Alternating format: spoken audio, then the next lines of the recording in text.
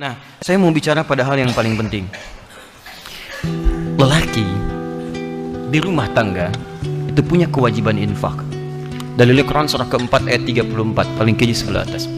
Ar-rijalu qawwamuna 'alan nisa bima faddalallahu ba'dahum 'ala ba'din wa bima anfaqu min amwalihim.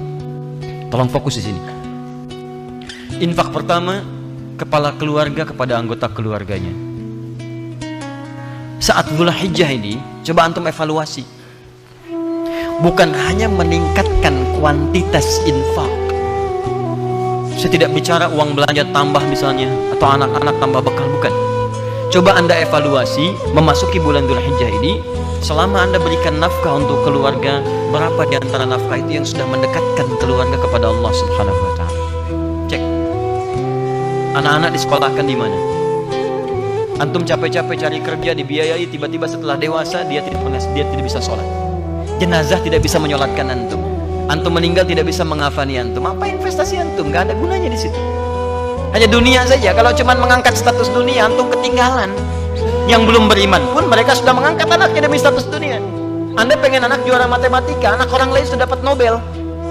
Makanya saya katakan, kalau berlomba untuk urusan dunia itu kecil, nilainya nggak ada.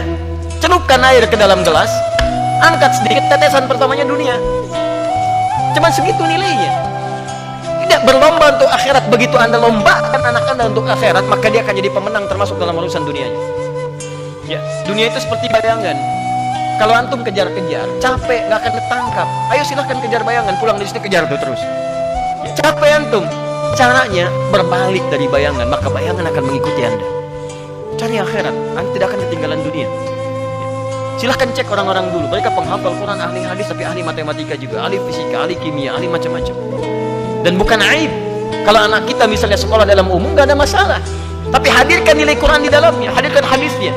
Cek lagi rumah yang antum kemudian titipkan pada istri ketika antum bekerja, jadi apa di dalamnya? Cuman sekedar tidur, istirahat, masak dan sebagainya. Jangankan Anda, yang belum beriman pun bisa menggunakan rumah seperti itu. Pernah nggak rumahnya dipakai zikir?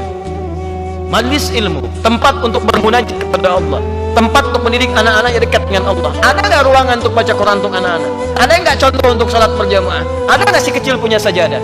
Jangan-jangan anak nggak bisa sholat bukan karena mereka sulit diminta sholat, karena antum nggak pernah memfasilitasi dengan infak itu supaya mereka sholat. Coba lihat pakaiannya, pernah nggak berikan pakaian khusus untuk sholat? Coba lihat kelengkapannya, jangan-jangan di kamarnya cuma novel yang dikoleksi, bacaan Quran tidak pernah ada, mushaf tidak ada. Bagaimana Anda bisa berdoa menjadikan anak yang soleh sementara Anda tidak memfasilitasi anak Anda untuk soleh? Coba lihat kendaraan antum sebelum masuk ke dalam bulan-bulan ini. Dari sekian hidup antum dititipkan kendaraan, berapa kali antum gunakan untuk ibadah? Dan itu akan ditanya. Tus'aluna yawma idzin 'anil na'im. Antum akan ditanya setiap tetes nikmat yang antum dapati. Itu titipan. Berapa banyak digunakan untuk ibadah? Pulang buka pakaian, lihat koleksi. Buka kemudian lihat kendaraan dan sebagainya. Dibandingkan dengan urusan-urusan dunia, berapa digunakan untuk kepentingan ibadah di hadapan Allah Subhanahu wa Ta'ala. Makanya saya katakan modifikasi isinya dari sekarang. Antum punya kendaraan, mobil misalnya, isikan Quran di dalamnya. Berangkat kemana-mana itu jadi saksi di hadapan Allah. Jadi saksi itu. Antum dengarkan tausiah, dengarkan Quran di situ.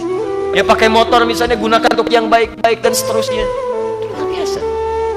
Dan itu indah. Kalau nggak percaya coba.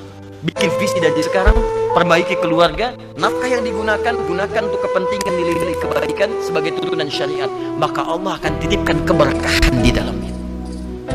Ada seorang ahli Quran tinggal di pedesaan, suaminya bekerja sebagai buruh bangunan, istrinya itu ngambilin kayu. Masya Allah, kadang-kadang tidak malu di kesawah dan sebagainya. Tapi tahukah antum, istrinya hafizah, penghafal Quran, anak-anaknya penghafal Quran. Suami pulang ke rumah cuma 500.000 dibawa, tapi tidak pernah ada keluhan di lisannya. Yang dia katakan, Masya Allah, Alhamdulillah, Abi bawa uang banyak sekali, banyak sekali. Setiap tamu datang dimuliakan oleh beliau, makanannya segalanya macam-macam, ada keberkahan di dalam. 500.000 tahan dalam sebulan disebut banyak dan ada keberkahan di dalamnya. Antum 5 juta, 15 juta masih merasa kurang, itu berapa lagi?